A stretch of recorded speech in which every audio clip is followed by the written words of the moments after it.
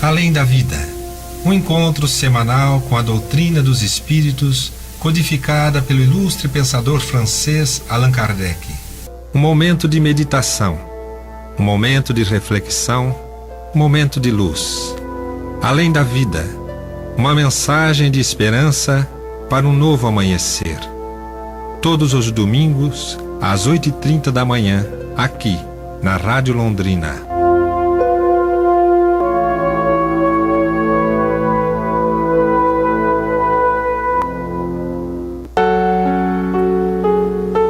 Bom dia, prezados ouvintes. É com muita alegria que nós retornamos, a esse programa, rogando a espiritualidade amiga, que esteja nos envolvendo, nessa manhã. Bom dia, Michela, bom dia, Antônio Marcos, bom dia, Cacá, bom dia, prezados ouvintes. Vamos então receber então os cumprimentos dos nossos colegas aqui, Marcos? Bom dia, Terezinha, bom dia, meus queridos irmãos, ouvintes da Rádio Londrina. Muita alegria estar aqui mais uma vez nesse domingo e podermos compartilhar as mensagens do livro Vida e Atos dos Apóstolos, à luz do Evangelho, à luz da doutrina espírita em nossas vidas. Muito feliz de poder participar junto com vocês e aprendermos a cada dia mais sobre o Evangelho do Cristo. Bom dia, Michela. Bom dia, Tereza, e bom dia a todos, que hoje a gente tem esse bálsamo de Jesus, essa explanação dele caindo nos nossos corações, nas nossas famílias, sobre todas as pessoas aqui na Terra, que essa bênção, essa paz, ela se caia sobre nós e eleve o nosso espírito a Deus. Como primeiro momento, então, do programa, a gente vai falar um pouquinho, vamos ouvir, então, o momento espírita, ação da amizade. Vez que outra, é bom nos determos por alguns minutos para refletir um pouco sobre a ação da amizade em nossas vidas. A amizade é o sentimento que une as almas umas às outras, gerando alegria e bem-estar. A amizade é suave expressão do ser humano que necessita intercambiar as forças da emoção sob os estímulos do entendimento fraternal. Inspiradora de coragem e de abnegação, a amizade enfloresce as almas, abençoando-as com resistências para as lutas. Há no mundo moderno muita falta de amizade. O egoísmo afasta as pessoas e as isola. A amizade as aproxima e irmana. O medo agride as almas e as infelicita. A amizade traz paz e alegra os indivíduos. A desconfiança desarmoniza as vidas e a amizade equilibra as mentes, dulcificando os corações. Na área dos amores de profundidade, a presença da amizade é fundamental. Ela nasce de uma expressão de simpatia e firma-se com as raízes do afeto seguro, fincadas nas terras da alma. Quando outras emoções se enfraquecem no vai e vem dos choques, a amizade perdura, companheira devotada das pessoas que se estimam. Se a amizade fugisse da terra, a vida espiritual dos seres se esfacelaria. Ela é meiga e paciente, vigilante e ativa. Discreta, se apaga para que brilhe aquele a quem se afeiçoa. Sustenta na fraqueza e liberta nos momentos de dor. A amizade é fácil de ser vitalizada. Cultivá-la constitui dever de todo aquele que pensa e aspira, porquanto ninguém logra o êxito se avança com aridez na alma ou indiferente no enlevo da sua fluidez. Quando os impulsos sexuais do amor nos cônjuges passa, a amizade fica. Quando a desilusão apaga o fogo dos desejos nos grandes romances, se existe amizade, não se rompem os liames da união. A amizade de Jesus pelos discípulos e pelas multidões dá-nos até hoje a dimensão do que é o amor na sua essência mais pura, demonstrando que ela é o passo inicial para essa conquista superior, que é a meta de todas as vidas e mandamento maior da lei divina.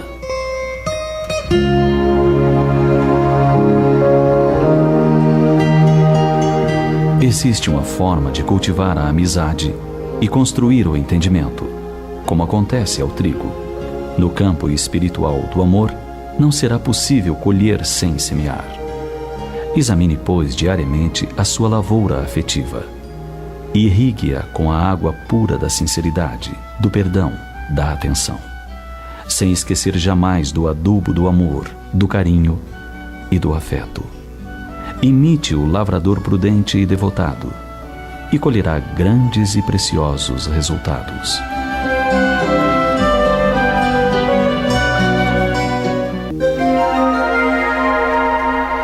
Os textos do Momento Espírita estão à sua disposição na internet. É só acessar momento.com.br. Mais informações, ligue 41 3223 6174, Curitiba, Paraná.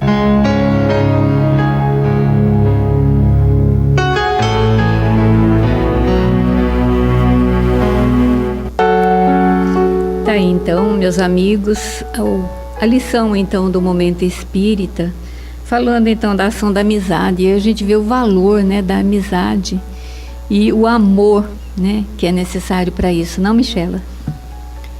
E não só isso, né, como Jesus veio ensinar a gente, a amizade é como a gente tem para o nosso próprio filho, né? A gente, eles erram, a gente perdoa, a gente ensina. Assim deveria ser para os nossos irmãos. Eu sei que muitas vezes a gente traz no coração as mágoas, né? Puxa, aquele amigo fez isso para mim, eu considerava você amigo. Mas isso é amizade também. É saber amar, saber perdoar, saber abraçar. Eu ouvi, Terezinha, uma frase que muito me tocou, falando assim: se você, aquela pessoa às vezes naquele dia está muito rude com você, né, muito brava, e a frase foi o seguinte: tenha certeza que essa pessoa está passando por muito mais dificuldade do que você só enfrentando aquele algoz naquele momento. Então muitas vezes a gente tem alguns amigos ou algumas pessoas ao nosso redor que são algoz, mas a gente não parou para ver qual é a dificuldade que ele está passando, o que está acontecendo. E a amizade de verdade é isso, é se doar. Foi o que os apóstolos fizeram, foi o que Jesus fez, e é o ensinamento dele, não é isso, Terezinha? Sim, sermos fraternos, sermos tolerantes, né, entendendo o outro, amando o próximo, né? E o amor acima de tudo. Eu digo assim que bom, né, termos amigos, né, porque eles são a nossa preciosidade, não é, Marcos? Verdade. Jesus nos ensina em determinadas parábolas, ele diz: juntai amigos até mesmo com a injustiça. Juntar amigos, ter amigos, você precisa criar laços afetivos, ter muita simpatia, você precisa modificar-se, você precisa ser tolerante, respeitoso, porque muitas vezes nós queremos respeito e não se damos esse respeito. Muitas vezes nós queremos ser amados e não amamos. É necessário olhar para si, ter a humildade de reconhecer as próprias fraquezas e nessa lembrança buscar identificar-se, resolver-se e com as amizades nos fortalecer, porque os amigos são esses sustentáculos que vão nos manter de pé nas horas mais difíceis, porque todos nós vamos vivendo e vamos criando situações, sejam elas boas ou ruins, mas todas as situações que nos aparecem na vida são situações criadas por nós mesmos, e as amizades irão estar nos fortalecendo para superar as nossas próprias fraquezas. Bom, continuando então, né, com o estudo que nós fazemos do livro Atos dos Apóstolos, Vida e Atos dos Apóstolos, hoje nós vamos falar então a respeito da comunidade cristã. Aí Lucas então diz assim, ó: E da comunidade dos que creram, o coração era um e a alma uma. E nenhum deles dizia que coisa alguma das que possuía era sua própria. Mas tudo entre eles era comum. E com grande poder os apóstolos davam o seu testemunho da ressurreição do Senhor Jesus. E em todos eles havia abundante graça, pois nenhum necessitado havia entre eles, porque todos os que possuíam terras ou casas, vendendo-as, traziam o preço do que vendiam e depositavam-no aos pés dos apóstolos, e repartia-se a cada um conforme a sua necessidade. Isso está então no Atos dos Apóstolos, versículos 32 a 35. Lendo esse texto aqui, a gente pensa assim, nossa, que paraíso é isso, né? Porque onde não havia necessitados, olha que maravilha, não havia necessitados, porque todos eles se ajudavam mutuamente, né?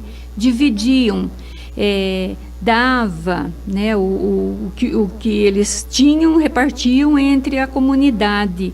Então eles viviam num paraíso, vamos dizer assim, né? Não no sentido assim mas Caiba-Chútil diz assim, ó: a doutrina de Jesus é a religião da paz, da fraternidade, do desapego. Olha só.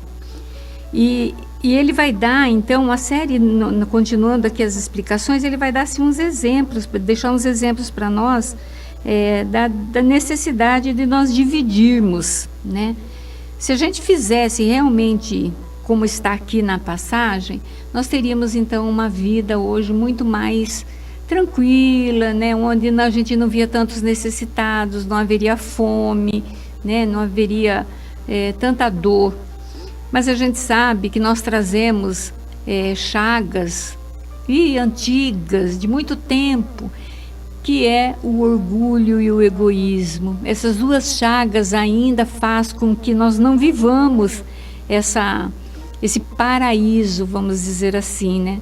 Mas que isso aqui também, Jesus foi o cabeça de tudo isso. Ele trazia, porque como ele fala assim, que a doutrina dele, os exemplos dele, o ensinamento dele da época, permitia isso daí, né? Ele não aceitava, vamos dizer assim, que houvesse uma desorganização social dentro da comunidade cristã, porque todos teriam que se ajudar mutuamente.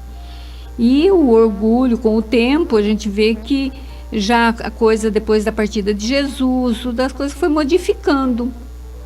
E essa comunidade, esse auxílio ao longo do tempo, e trazendo isso para a nossa realidade de hoje, a gente vê que não foi possível isso daqui, né? Hoje nós procuramos se ajudar, tudo, mas não nessa ordem ou da forma como que está aqui no texto. E aí a gente vai lembrar que Kardec, na questão, quando ele vai falar sobre a lei da igualdade, no capítulo 9 do Livro dos Espíritos, quando ele vai falar da desigualdade social, ele pergunta então para os espíritos: a desigualdade das condições sociais é uma lei natural? E aí os espíritos respondem que não, ela é uma obra do homem e não de Deus. E aí ele diz assim, então essa desigualdade desaparecerá um dia? E a gente vê então que, por enquanto, ainda isso não foi possível, né? Porque ele diz assim, ó: de eterno não há senão as leis de Deus. Essas sim são eternas, né? Mas, como é obra do homem, você não pode dizer que isso daqui seja eterno. Essa desigualdade desaparecerá juntamente com a predominância do orgulho e do egoísmo. Olha só. Então, isso tudo, essa desigualdade, essa coisa da fome ainda, de tanta gente passar às vezes por privações terríveis, é tudo por conta ainda do egoísmo e do orgulho que nós trazemos muito presente em nós. E isso tudo só vai terminar, diz os espíritos, que quando nós também eliminarmos em nós o orgulho e o egoísmo, não é, Antônio? Com certeza. Nós voltando lá no tempo, há 2000 anos, naquele período, era muito primitiva aquela sociedade. E Jesus, ele vem estabelecer o início do mundo de provas e expiações. Porque quando ele estava com os apóstolos, é como se fosse aquela árvore frondosa que dava a sombra nos dias de calor, que dava o fruto, o alimento na hora que você tinha fome, que te dava o aconchego, que te dava a segurança. E quando Jesus sai de cena, que ele é crucificado, e os apóstolos se dispersam, eles ficam com medo e se escondem. E logo, quando Jesus volta a aparecer depois de sua ressurreição, em espírito, ele busca organizar. E tem um momento nessa volta que eu me recordo, quando os apóstolos com fome vão no mar pescar, e Pedro, na liderança deles, joga a rede, e eles estão ali a noite inteira tentando e não conseguem nada. E um homem passando na praia e grita: amigos, vocês pescaram alguma coisa? E eles respondem que não. Aí ele manda jogar a rede do lado direito. E Pedro, já sabendo que ali era Jesus, joga a rede para o lado direito. E mais de 150 peixes grandes vêm na rede, que eles mal conseguem tirar de tão pesado que está o alimento. Jesus reúne-os e vão se alimentar, e ali ele passa as novas diretrizes para organizar essa comunidade, para divulgar os seus ensinamentos, para que eles chegassem até nós. Porque nós sabemos, como espíritas, que ainda somos espíritos atrasados, de pouca fé, temos muita dificuldade. E necessitamos demais de Jesus, necessitamos demais desses ensinamentos para vivermos em harmonia e paz. Hoje, a sociedade está um pouco melhor. Já se fazem algumas coisas em favor de uma maioria, mas sempre com um interesse vaidoso, do egoísmo por trás ainda, do orgulho por trás ainda de nós, que está ali nos nossos corações. Porém, já se venceu alguma coisa, a esperança ainda está viva, e nós vamos confiantes de que melhoraremos, porque já somos bem melhores do que ontem, sabendo de que somos espíritos imortais e que a cada etapa de nossas encarnações nós busquemos combater em nós o próprio orgulho, o próprio egoísmo. Pode acrescentar alguma coisa para nós, Michela? Pegando um pouquinho do gancho aí, tanto teu quanto da Teca, né? Você disse que Jesus veio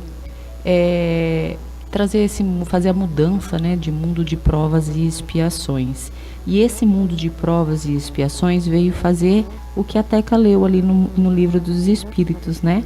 Que essa desigualdade, essa diferença, essa dificuldade que foi criado pelos homens. E o mundo de provas e foi criado pelos homens devido ao orgulho e ao egoísmo. E o mundo de provas e expiações, ele vem acabar com isso. Porque nas provas e nas expiações, a gente tem muitas vezes a gente é humilhado, muitas vezes a gente tem que engolir o próprio orgulho. É esse desenvolvimento que o mundo de provas e expiações veio fazer. Tirar dos nossos corações esse orgulho, esse egoísmo. E aí, quando Jesus trouxe a comunidade cristã, que ele trouxe esse compartilhamento entre eles, veja bem, ele não olhou o externo, como é que todos estavam. Na comunidade dele, naqueles que se amavam, fazia. Isso depende só de nós. Eu posso fazer isso hoje, distribuir. Se eu tenho 2 vestes, eu posso dar uma àquele que não tem. Se eu tenho comida, eu posso dar àquele que não tem. E isso foi uma explicação também. Hoje a gente tem muito medo, né? Puxa, mas se eu der e vou precisar amanhã, o que faz? E aí Jesus, naquela época ainda, ele veio trazer a parábola do rico insensato, que era um homem que tinha plantado muito, né? Tinha uma herdade grande. E aí ele assim, nossa, eu tenho tanto, esse ano eu tive tanto, o que eu vou fazer? E aí ele fala, eu vou construir um celeiro, vou guardar, para que e agora que eu tenho tudo isso guardado, eu posso dizer para mim mesmo, né? Descansa, desfruta, come à vontade, né? Que tu não precisa mais trabalhar. E aí Jesus conta assim, e Deus disse, louco, hoje mesmo te pedirei a sua alma, e tudo que tu tens guardado, para quem será? Então ele fala para todas as pessoas naquele Sermão do Monte, isso é parte do Sermão do Monte, né? Ele fala para todas aquelas pessoas que se Deus veste aquela erva que hoje está no solo, que nem Salomão se vestiu daquela maneira e amanhã vai ser queimada, quanto mais a nós, que Deus sabe todas as necessidades do alimento e das vestes, mas que nós não devemos se preocupar com isso. Porque quando buscamos o reino de Deus primeiro, quando exercemos esse amor, essa amizade, porque Jesus disse, amigo, jogai a rede, né? Do lado direito, amigo. Nós vimos isso no comecinho também. Então, quando exercemos esse amor, essa fraternidade, essa amizade, Deus também conosco é solícito. Ele sabe das nossas necessidades. Não vai deixar faltar comida, não vai deixar faltar vestes. Não teremos a abundância, mas olha só, teremos todos com as mesmas vestes. Teremos todos com as mesmas comidas. Não teria a inveja, não teria o ladrão, não teria corrupção, porque todos estaremos iguais. Não temos mais distinção. E essa é a comunidade cristã que Jesus veio nos ensinar. E não depende de outro, não depende de uma sociedade, depende só de nós, olharmos para dentro de nós e dizer o que eu posso fazer para o meu amigo, o que eu posso fazer para o meu irmão. Esse para mim, é um dos maiores ensinamentos que até hoje lutamos para colocar em prática, mas eu tenho certeza que um dia após o outro, a gente está cada vez melhor e estaremos cada vez mais, né? Isso mesmo, Michela. Na Revista Espírita, de 1862, no discurso pronunciado nas reuniões gerais dos espíritas em Lyon e Bordeaux, ele traz uma mensagem, gente, maravilhosa que eu indico vocês a lerem.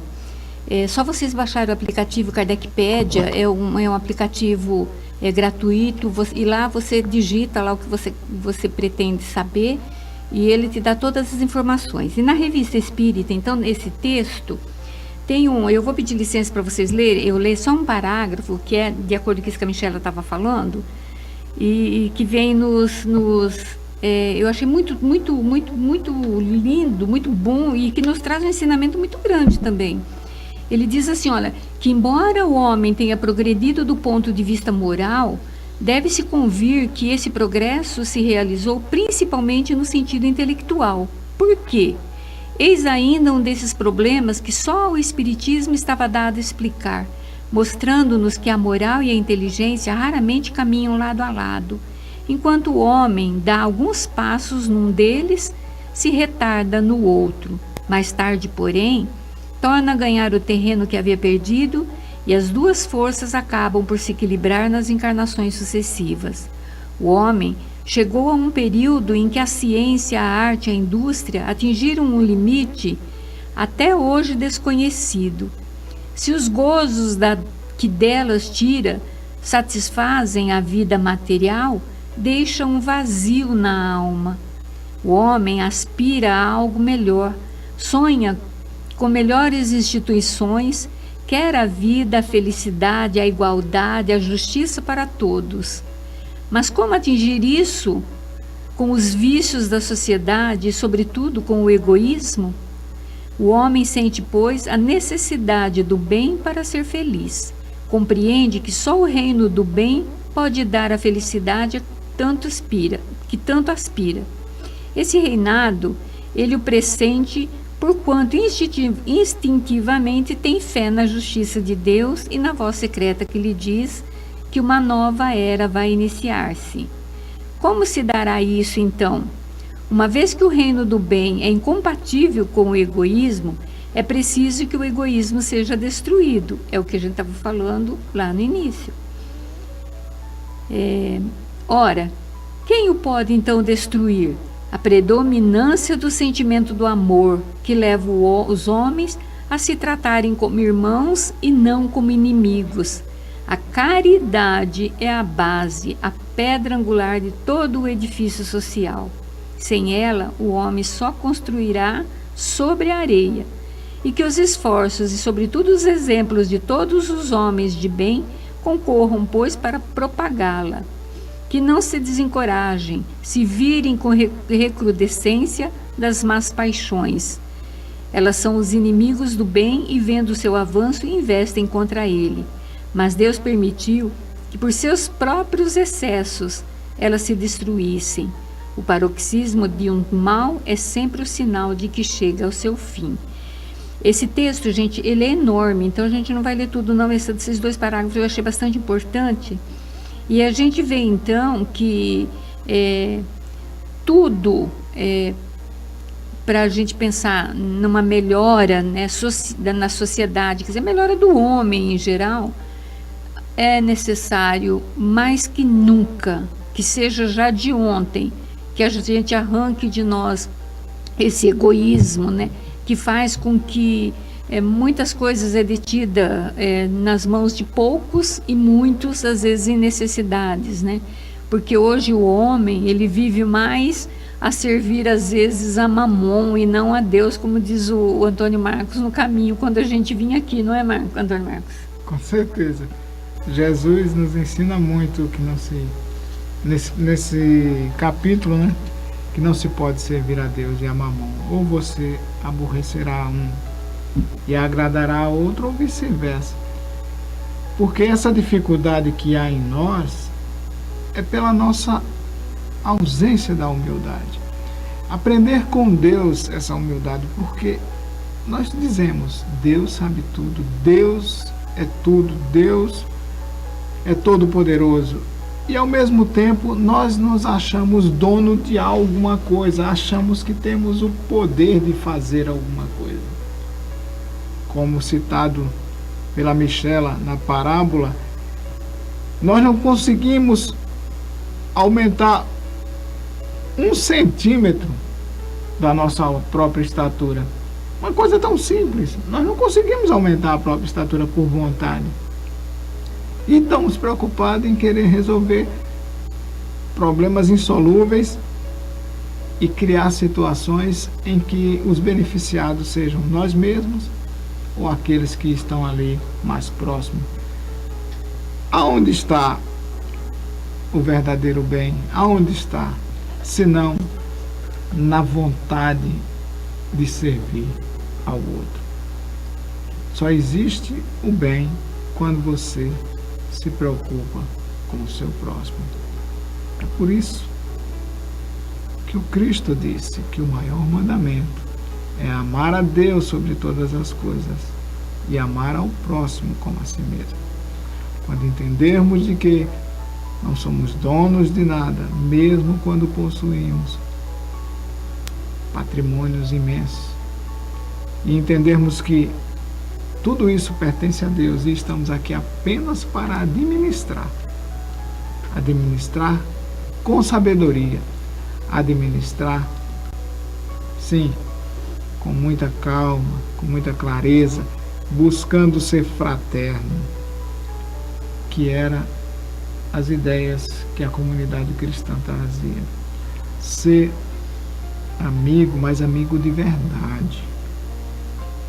Amigo com o amor verdadeiro, não com fingimento, não sendo usado de hipocrisia. quando entendermos de que, de fato, não temos o poder de mudar as coisas, e sim, devemos buscar a obediência a Deus com muita clareza nos ensinamentos do Evangelho, nós vamos caminhar a passos mais largos e nós vamos verificar que esse momento que estamos vivendo de transição vai nos trazer essa sensação de bem-estar e vamos poder acolher mais ao nosso próximo, a nós mesmos, sendo verdadeiros cristãos, amando ao próximo como Jesus nos amou. Complementa para nós, Terezinha. Caiba Schutel, ele fala aqui nas explicações da comunidade cristã, e ele dá assim, né, a gente se entende que para que você possa viver essa comunidade, para que você possa viver, como eu disse no início, assim, como se fosse esse paraíso, né, onde as pessoas se ajudam mutuamente, é necessário que haja, ele fala assim, uma trilogia, que é a fraternidade, a igualdade e a liberdade. E se você pegar o Livro dos Espíritos, lá no capítulo 9, né, que fala sobre a lei da igualdade, a gente vai estudando e vendo assim, às vezes pensa então, como eu já tinha dito na questão 806, que tudo tinha que ficar igual, quer dizer, todo mundo equiparado, numa mesma situação. A gente sabe que isso é impossível, não dá, porque existe muitos fatores que causam, mas que todos devem se ajudar. Dentro desse capítulo da Lei da Igualdade, ele vai falar então sobre a desigualdade de aptidões, que é uma coisa que faz com que uns, às vezes, desenvolvam um pouquinho mais, o outro um pouquinho mesmo, em decorrência da aptidão que ele tem para determinadas coisas. Então, essa igualdade toda é impossível exatamente por conta disso, porque existe a desigualdade da aptidão, existe a desigualdade da riqueza, a desigualdade social, que está tudo dentro dessa lei de igualdade. Mas a gente não tem que esquecer assim, que mesmo tendo essas desigualdades, é necessário que nós nos preocupemos naquele ensinamento de Jesus do amor ao próximo, né? A gente nunca pode esquecer isso, porque o amor, ele não depende da conta bancária ou com nada disso. Então, que a gente tem que se ajudar dentro daquilo que pode. E se para uns foi dado mais, a responsabilidade dele também é maior, porque ele também tem que auxiliar mais. A gente não pode esquecer que muitas vezes a gente fala do poder aquisitivo de uns e outros, porque existe essa desigualdade, mas aqueles que muito têm, né, que às vezes têm muitas coisas, né, materiais, bens materiais, ele jamais pode esquecer que isso tudo é empréstimo de Deus, não é dele, porque quando ele partir, isso vai ficar. Mas ele tem tudo isso daí, a responsabilidade, se ele tem mais, ele pode oferecer mais também, né? Auxiliar aquele que menos tem. E isso faz parte da lei de sociedade também, né? Se um não tem condição e o outro tem, então vamos auxiliar aquele que tem menos condição. E na questão 811 do Livro dos Espíritos, ele diz assim, ó, a igualdade absoluta das riquezas, dentro disso que eu estava falando, é possível e alguma vez existiu a igualdade da riqueza, olha só. Então, os Espíritos dizem assim, olha, não, ela não é possível. A diversidade das faculdades e dos caracteres se opõe a isso. É aquilo que eu estava falando. Às vezes, um tem mais aptidão para uma coisa que outro para outro. Um tem mais habilidade para determinadas coisas, outros não. Mas isso não quer dizer que dentro daquilo que o outro sabe, ele pode ter dificuldade, às vezes, no poder aquisitivo, mas ele tem habilidade para uma outra coisa, né? Não é de todo perdido. E ele continua dizendo assim, há todavia homens que creem estar aí o remédio aos males da sociedade, quer dizer, das diversidades. Ele diz assim, não, eles são sistemáticos, ambicionam por inveja, não compreendem que a igualdade que eles sonham seria logo desfeita pelas forças das coisas. Combatei o egoísmo. Gente, olha, você pode ver que tudo que você vai ler, vai procurar, o egoísmo ele está presente. Então ele fala, combatei o egoísmo que é a vossa praga social e não procureis quimeras.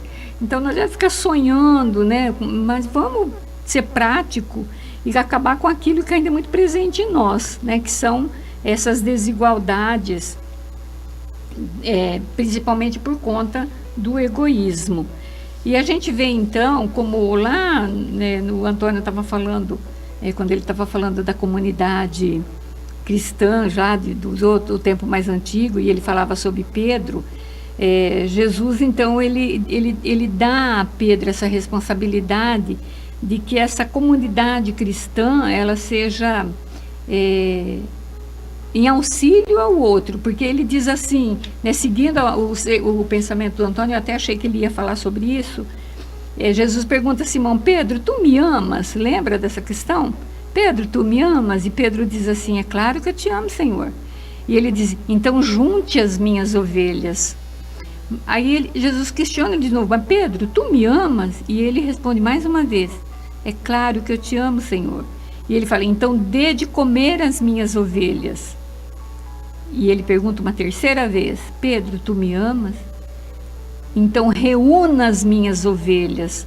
Então nesse momento estava sendo dada a Pedro a responsabilidade de formar a comunidade cristã.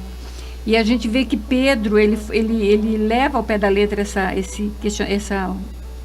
orientação de Jesus e monta então a casa do caminho, né, onde ele recebia todos aqueles desafortunados, né, vamos dizer assim, os aflitos, os estrupiados.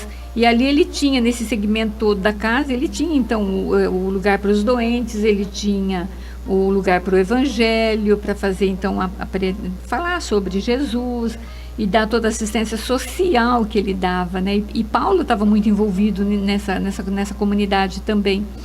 E aí a gente vê assim que foi um trabalho que começou lá atrás, né? Lá que na verdade essa comunidade cristã começou com Jesus, quando ele já reuniu os 12 apóstolos. Ali já começou a comunidade cristã. E aí ele segue então através de Pedro, continuando, né, fazendo essa comunidade, criando Paulo, depois expandindo essa comunidade.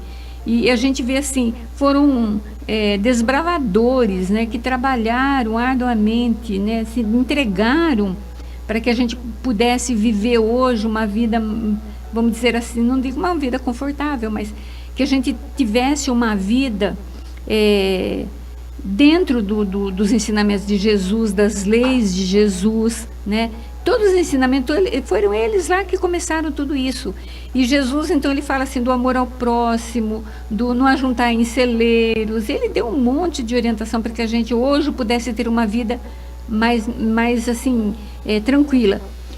Mas o que ainda nos atrapalha tudo isso é o danado do orgulho, é o danado do egoísmo, que a gente vai ter que vencer. Mas a gente sabe também que nós temos a oportunidade todos os dias de nos melhorar, de evoluir, de crescer, de entender e de começar a tirar de nós mesmos esse egoísmo que ainda nos afeta tão fortemente. E tudo isso nós vamos conseguir como? Através dos estudos do Evangelho de Jesus. E a Michela, ela separou uma historinha ali para contar para a gente, também que vai nos falar muito sobre isso daí, sobre o auxílio mútuo, né? Que é o trabalho que nós temos que desenvolver em nós, né, Michela? E antes até de eu começar a historinha, né, você falando, né, de que as pessoas têm aptidões diferentes, e olha como a vida dá exemplo, né? O nosso corpo, nossa mente trabalha de um jeito, os nossos órgãos, cada um tem a sua função diferente. Os braços, a perna, os órgãos, né? O rim, o fígado, o pulmão, o coração, todos têm uma função diferente, só que se não trabalharem juntos, mutuamente, como uma comunidade cristã, o corpo falece. Olha que como a vida mostra exemplos de tudo, né? E Jesus, como a Teca falou ali, né, nessa historinha do Jesus no lar, na verdade, no capítulo 16, que fala do auxílio mútuo, Jesus diz que ninguém vive sozinho. E olha só que interessante essa história, que eram duas pessoas que estavam atravessando uma tempestade de frio né, com muita nevasca, eles já estavam doentes, com muitas dificuldades, e viram no caminho uma criança já quase morta, semi-morta já pelo frio. Um deles quis parar e ajudar. O outro falou: nossa, se nós pararmos e ajudar, nós estamos longe ainda da cidade. Com essa nevasca nós vamos morrer congelado. Nós não podemos parar. E seguiu em frente. E aquele que ficou apiedado da criança foi lá, pegou a criança, botou ela por baixo da roupa dele e seguiu com a criança. Durante ainda aquela jornada até a cidade, grandes tempestades, chuva, vento, a neve novamente veio. E o homem com a criança conseguiu chegar lá na cidade, né? E foi acolhido, aquecido, os dois, e conseguiram os dois sobreviver. E ele vai procurar o amigo e diz: ué, cadê meu amigo? Né? Que saiu antes, não quis parar, eu fiquei com a criança, com o fardo, né? Ele foi. E aí descobriu que o amigo não tinha voltado e foram ver que tinha morrido congelado. E aí se descobriu que ele só viveu porque quando ele pegou a criança, ele botou a criança por debaixo das suas próprias roupas, houve a troca de calor mútuo. Jesus ensinando isso para todas as pessoas. E aí Jesus termina esse ensinamento dizendo assim, ó: ninguém deve duvidar. Um homem sozinho é simplesmente um adorno divino da solidão. Mas aquele que coopera em benefício do próximo é credor de auxílio comum. Ajudando, seremos ajudados. Dando, receberemos. Essa é a lei divina. Verdade, Michela. Muito boa essa questão aí, viu? Ajudando, é como o Francisco de Assis fala, né? Dando que se recebe, né? E a comunidade cristã é isso, é dando que se recebe. Nós vamos passar agora, então, para a fala do Zé Antônio, e ele vai nos falar, então, hoje sobre Ivan de Albuquerque. Olá, amigos. No início dessa semana, nós fomos convidados por um grande trabalhador da doutrina espírita da cidade de Matão, Orson Peter Carrara, que faz um trabalho de divulgação espírita no Brasil e no mundo maravilhoso. Tem uma força descomunal, está todo dia entrevistando alguém, e nos convidou para sermos entrevistados. E quando tocamos no assunto de um parente espiritual e um benfeitor, que é o Ivan de Albuquerque, ele começou a fazer perguntas que nos despertaram recordações muito importantes. Então hoje nós decidimos fazer um breve resumo daquilo que nós vivemos, espiritualmente falando, em relação ao espírito de Ivan de Albuquerque, e presencialmente falando em relação à família do Ivan, que nós tivemos a oportunidade de reunir na nossa casa lá em Itapetininga, minha família toda sentada com a família do Ivan de Albuquerque, conversando. José Raul Teixeira, o nosso querido, notável orador de Niterói, estava lá na nossa casa para fazer uma entrevista com a família do Ivan, para escrever um livro sobre a vida de Ivan, porque ele recebia mensagens, e recebe, deve ser até hoje, de Ivan de Albuquerque. Então criamos um vínculo muito gostoso, e eu vou tentar deixar aqui alguns acontecimentos de como eu me envolvi com essa história. Eu já comentei em outros programas, em outras reflexões, eu acho muito importante isso, que eu era estudante de medicina e sofria muito com a minha mediunidade, e eu tive um desdobramento, uma emancipação da alma, como chama Allan Kardec, um sonho, em que eu me vi sendo visitado pelo espírito do meu avô, que havia desencarnado há uns 5 anos, acompanhado de um jovem que eu desconhecia, magro, alto, cabelos encaracolados, de terno, gravatinha. No sonho parecia uma realidade para mim. E meu avô sempre foi um benfeitor na minha vida. Ele olhou para mim com muito carinho e falou assim: olha, filho, esse meu amigo vai estar cuidando e vai te ajudar muito, está cuidando de você. Eu não sabia quem que era. Quando eu acordei com uma esperança de sair daquelas angústias que eu vivia, ou de encaminhar aquele processo que depois eu vinha saber se tratar de uma mediunidade atormentada. Então eu me lembrei que eu tinha aquela imagem daquele rosto, daquele jovem em algum lugar, e me recordei que tinha na cômoda da casa da minha avó Nós morávamos juntos, no mesmo quintal, é a casa dos meus pais e a casa da minha avó, e o quintal era o mesmo. Eu lembro que tinha uma foto com aquele rosto daquele jovem. E eu liguei para minha mãe na época, eu não era espírita, minha mãe católica, dedicadíssima à igreja, de cantar no coral. E eu me liguei para ela e falei, mãe, não tinha 2 fotos em cima da cômoda da avó? E ela comentou comigo, tem sim, filha. Uma é do Tinão era o tio João, um tio, irmão da mãe da minha mãe. E outra de Ivan de Albuquerque. E falei, mãe, eu acho que eu sonhei com o Ivan essa noite. E conversei, né? Contei para ela o sonho. Isso eu estava no 4º ano de medicina, só vinha entrar na casa espírita 3 anos depois de formado, quer dizer, 5 anos depois. Quando eu entrei na casa espírita na primeira noite, é a primeira reflexão, onde eu falo da influência espiritual sobre uma jovem que tentou suicídio, que o Orson postou com o nome de Cheiro de Velório. É uma história que marcou minha vida. Eu conhecia a doutrina, conhecia a mediunidade, conhecia o Sr. Hugo. No dia seguinte, nós fomos para a reunião pública, eu e minha esposa, ela a primeira vez, assistimos a palestra, e o Sr. Hugo, durante a palestra, ele recebia recados para as pessoas presentes, muito autênticos, tão autênticos, que eu tinha conhecido o Sr. Hugo na noite anterior, e o recado era do Ivan de Albuquerque. E ele disse assim para mim, no final do trabalho, falou, olha, chegou um jovem espírito, se aproximou e pediu que te desse esse recado. Ore, procure pensar muito nos seus amigos do mundo espiritual, ore pensando em Jesus, que para eles poderem ajudá-lo, eles precisam que você esteja em prece.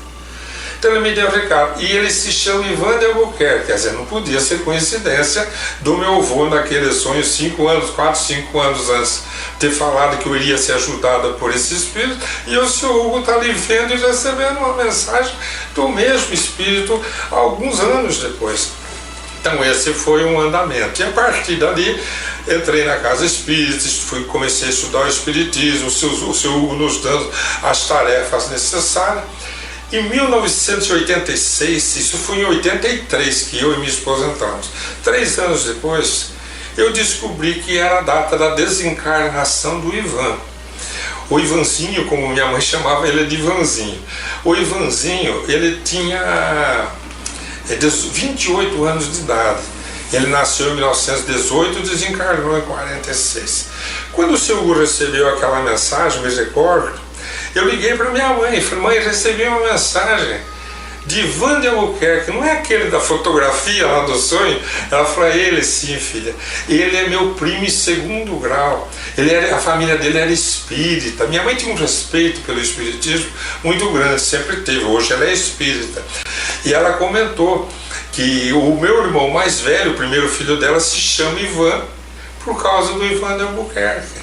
Então, foi tudo o envolvimento, a presença do espírito do Ivan em nossa vida foi muito grande, enquanto vivo na vida dos meus pais, influenciou muito pelo que ele era, pela característica, pelo caráter dele que nós vamos comentar. E aí depois, em 1986, em abril, eu consegui que minha mãe convidasse o Dr. Ciro de Albuquerque, irmão do Ivan, para que ele fosse à casa nossa lá em Itapetininga, para eu fazer uma entrevista. Eu queria saber quem era Ivan de Albuquerque, quem era espírito esse jovem. Então eu fiquei sentado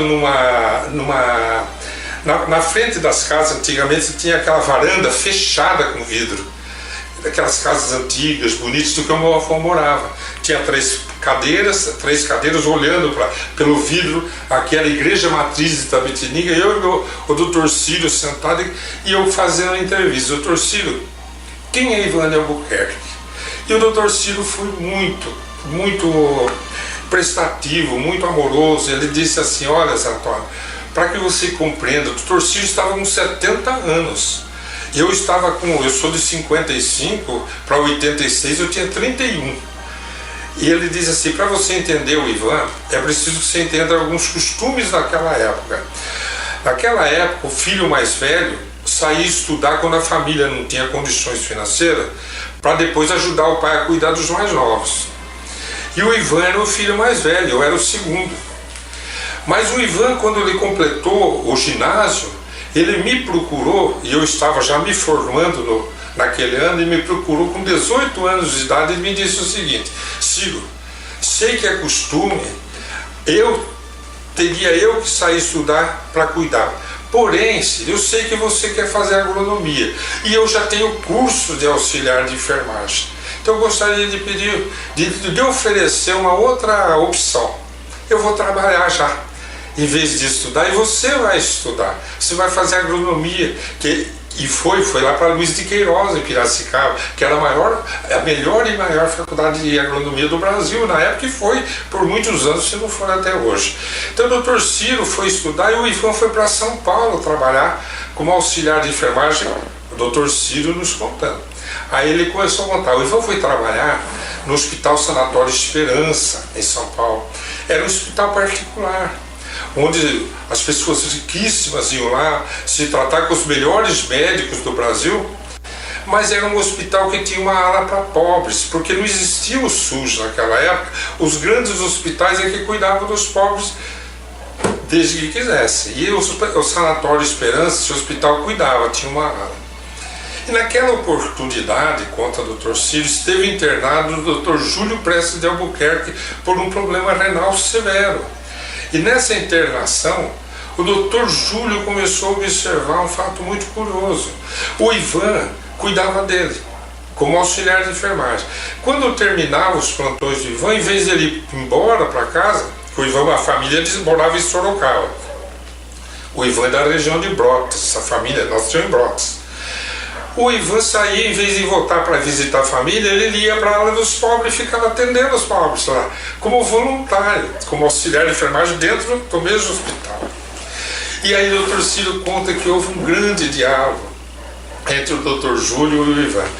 O Dr. Júlio, uma hora que o Ivan se aproxima para cuidar dele, fazer os curativos, as medicações, ele faz esse seguinte comentário: Ivan, você tem o sobrenome Albuquerque, eu também tenho o sobrenome Albuquerque, será que nós não somos parentes?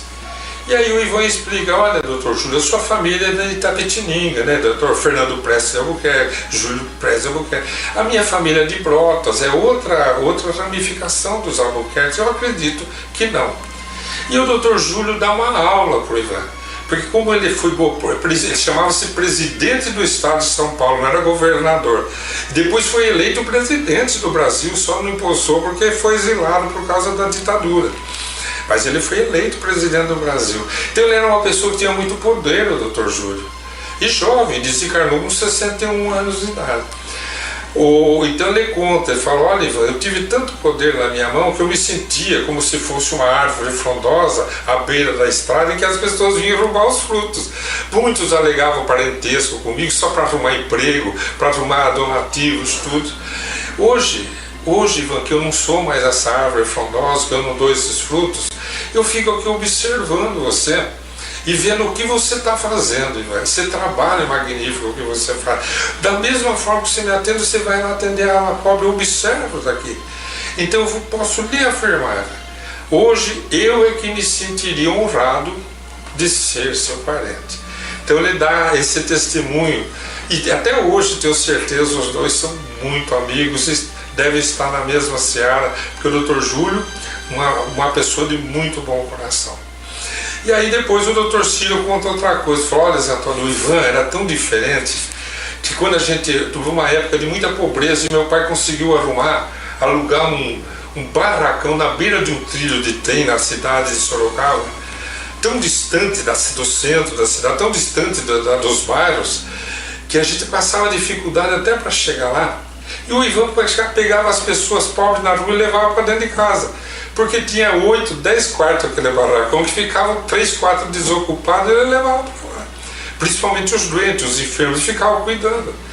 E a nossa mãe, Dona Laurinha, né, de Albuquerque, e ela acompanhava o Ivan, quer dizer, os dois ficavam cuidando dos, virou um ambiente de socorro, naquela época que não tinham entidades assistenciais.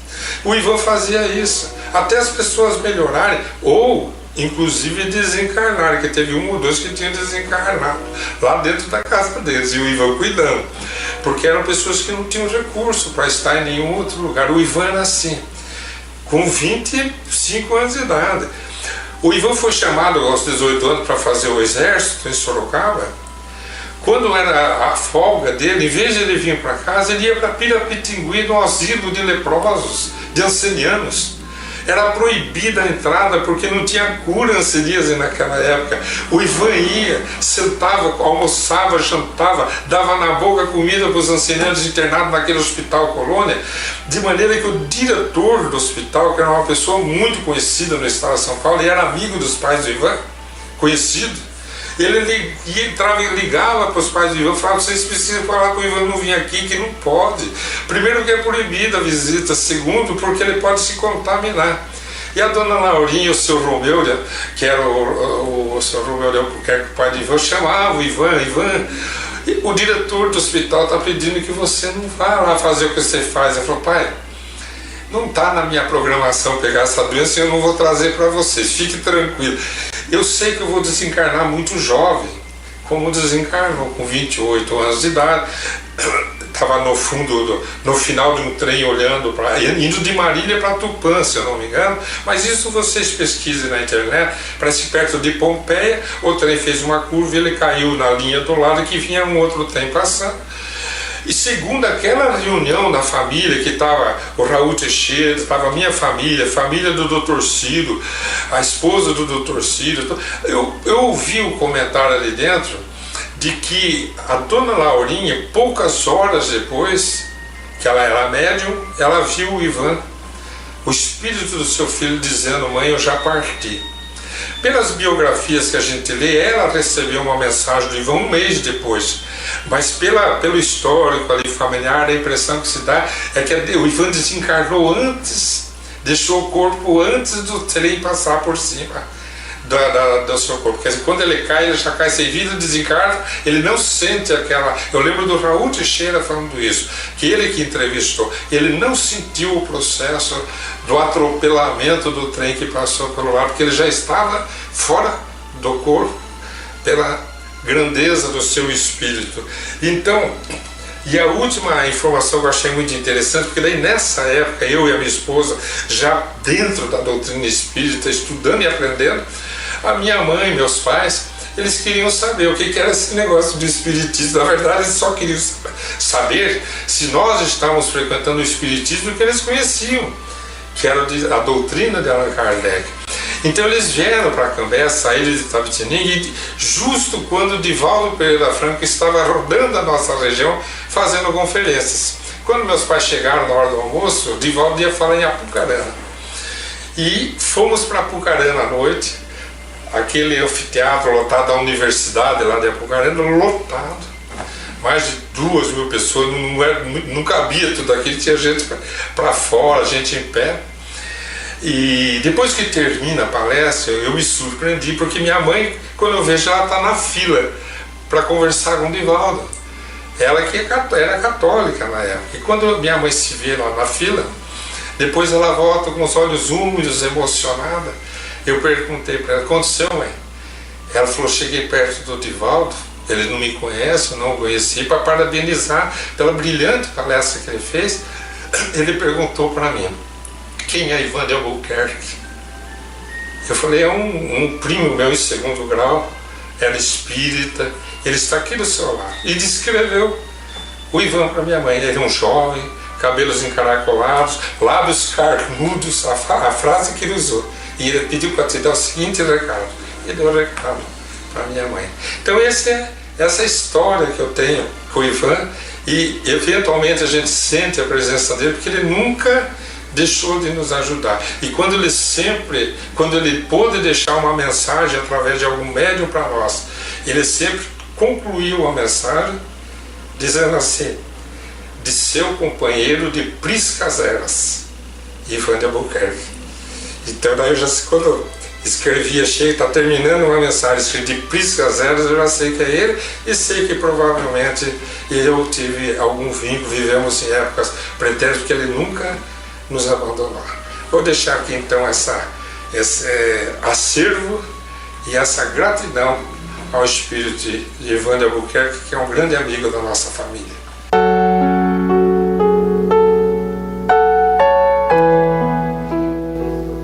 prezados ouvintes, são esses trabalhadores, né, que nos faz, nos impulsiona, né, e faz com que a gente persevere sempre mesmo no trabalho, para que a ideia de Jesus, para que os ensinamentos dele cada vez se propague mais e que a gente faça mais, né, Antônio? Verdade. Ficamos muito felizes de ouvir a história do Ivan e ser um exemplo para todos nós de fraternidade, de amor ao próximo. Agradecer a vocês por toda a bondade. Que Deus abençoe a todos nós. Que Jesus nos ampare. Um bom domingo a todos. Um bom domingo para vocês. E aí, com a história de Ivan, né, fazemos a nossa parte, né, ajudamos quem a gente pode, esquecemos do restante e doamos, dividimos e amamos quem a gente conseguir. Bom domingo a todos, que todos tenham uma semana de muita paz, muita luz, que Jesus nos abençoe.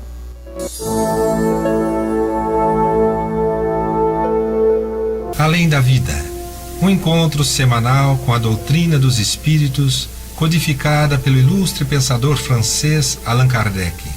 Um momento de meditação, um momento de reflexão, um momento de luz. Além da vida, uma mensagem de esperança para um novo amanhecer. Todos os domingos, às 8h30 da manhã, aqui, na Rádio Londrina.